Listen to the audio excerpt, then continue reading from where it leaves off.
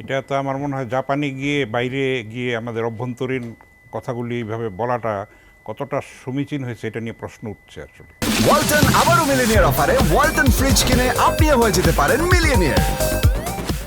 উনি সামগ্রিক রূপরেখাটা দিবেন পরিস্থিতিটা কি, কিন্তু এখানে একটা দলকে আলাদা করে সেটাকে মানে একটা দোষারোপের মতোই বলতে হবে, কেউ বলছে এটাকে, সেটা তো মনে হয় সমীচীন হয়নি। তারপরে আবার যে একটা ইন্টারভিউ দিয়েছেন উনি, সেখানে পদত্যাগের প্রশ্নটা এসছে। উনি বলেছেন যে বাংলাদেশে আমি কিছু বলি নাই, এখন এখানে বলাটা ঠিক হবে না, সেটাতে আমার বিপদ বাড়তে পারে।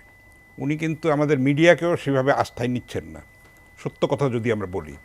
উনি বিদেশি সংস্থাকে বেশি ভালোবাসেন। আপনি জাতীয় প্রেস ক্লাবের সভাপতি, তো এইটা একমাত্র একবারই উনি ডেকেছিলেন সম্পাদকদেরকে 3 সেপ্টেম্বর, মানে উনি দায়িত্ব গ্রহণ করার পরে আর কিন্তু আমরা দেখিনি। এবং বাংলাদেশের ইন্টারভিউ দিয়েছেন 3-4 জন ওনার প্রিয় বলে আমি বলতে চাচ্ছি না, কিন্তু অনেকেই আমরাও সিক করেছি, কিন্তু আমরা কোনো এটা রেসপন্স পাচ্ছি না। ফলে এবার রাজনৈতিক দলগুলিকে আমি বলবো যে উনি সেইভাবে আস্থায় নিতে পারেন নাই এখনো পর্যন্ত।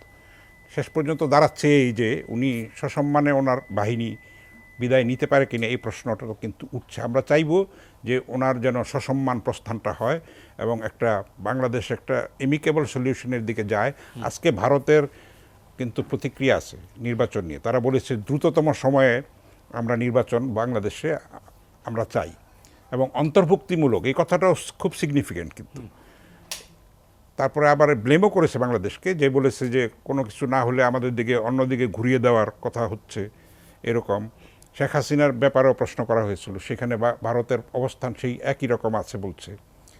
ফলে এইখানে কিন্তু একটা স্ট্রেন্ড একটা রিলেশন আমাদের রয়ে গেছে। আপনি জানেন যে সীমান্তে নানান ধরনের আনপ্লেজেন্ট ঘটনা ঘটছে, পুশিন হচ্ছে বাংলাদেশে, কিন্তু আমরা সেই হিসাবটা পাচ্ছি না। বাংলাদেশে কত ভারতীয় নাগরিক অবৈধভাবে কাজ করছে সেটার হিসাবটা আমরা পরিষ্কার পাচ্ছি না। তো সেই ব্যাপারেও তো আমাদের এটা নিয়ে প্রশ্ন আমরা তুলতে পারি যে এই সরকারের সদিচ্ছা কতখানি আছে।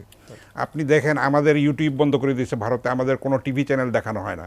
আমরা তো সেটা করিনি, আমাদের তো সেই মেরুদণ্ডের পরিচয় আমরা দিতে পারি নাই। দেওয়াটা তো বাঞ্ছনীয় ছিল।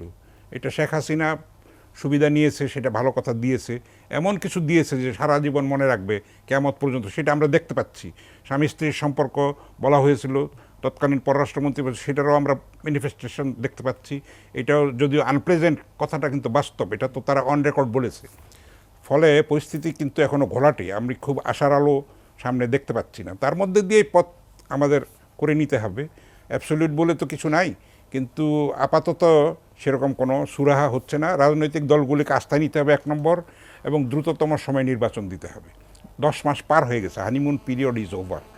এখন আগে আপনি দেখেন যে তত্ত্বাবধায়ক সরকারগুলি, এটার নাম অন্য, তারা এত কম সময়ে নির্বাচন দিয়েছে না। তো এখন কি বাধাটা কোথায়? এই যে মান্না ভাই যেটা বললেন সেটা তো পরিষ্কার। এখানে সংস্কার তো আপনার ভাই কিয়ামত পর্যন্ত চলবে। সংস্কার একটা অন্তহীন প্রক্রিয়া। আপনি এইটা 3 বছর পরে কি সংস্কার প্রয়োজন হবে, আপনি এখন এটা ইউ কান্ট ওভারসি, আপনি এটা এখন বলতে পারেন না যে কি, আপনি জ্যোতিষী না।